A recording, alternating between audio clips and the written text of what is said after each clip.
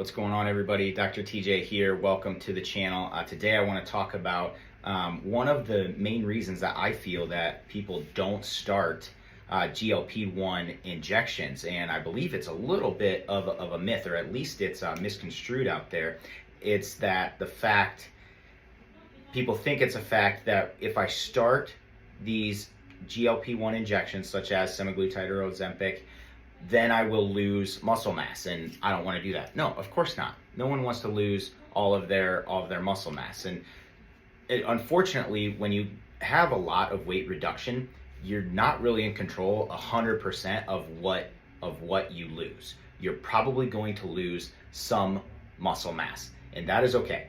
We have to look at this from the 1,000-foot view and think of this about big picture, and have the right lifestyle changes and a plan of action moving forward so that we're dropping the weight, dropping the fat safely.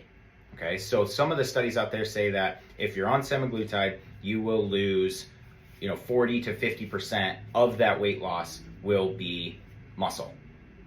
Yes, if you don't do literally anything else, like the peptides work, like you will drop. But yes, of course, if you read that, you're like, well, heck no, I'm not starting that, right? And so there are ways that when people talk to us in our clinic, and it's like, well, how can I do this? And you know I need to lose weight, because obviously carrying around a lot of visceral fat is unhealthy. So they know that they want to lose the weight, they're not sure about all the other stuff.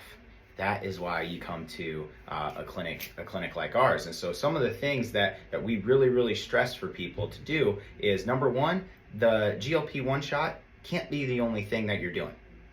It can never be just one thing. The biohack is in the stack, we like to say. And also, I say it on almost every video, the peptides work, but we also have to do some work too in order to get the most out of it. So some of the things that we stress to people you have to do in order to do this safely is maintain a high protein diet. So you got to be getting enough protein.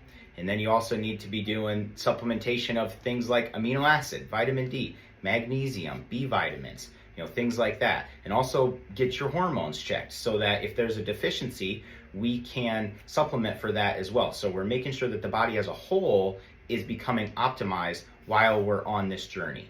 So as we do that, your body's going to have more energy so that your workouts will become, more effective. You're getting more out of them so that we can safely lose the weight, but also build muscle. And I want to point out that the focus becomes on the scale, right? In the beginning, especially. It's like, how much do I weigh now? What do I want to get to? I get that. But the number on the scale does not mean how healthy or functional someone is.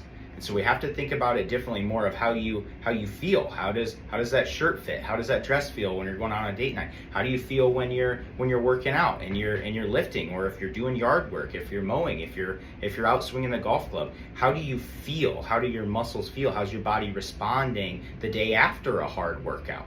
Those are the things that let us know that we are on the right track and our body is recovering and adapting and getting better, regardless of what is on the scale. And we can monitor that, but it can't be the focal point. It can't become an obsession. And I find a lot of people, it becomes that obsession.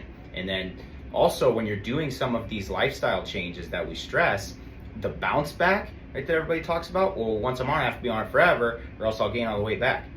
Yeah, if you don't change anything about your crappy lifestyle that got you there in the first place, of course. But throughout that process, again, you learn about yourself. So you create habits and you create discipline so that weight doesn't come flying back.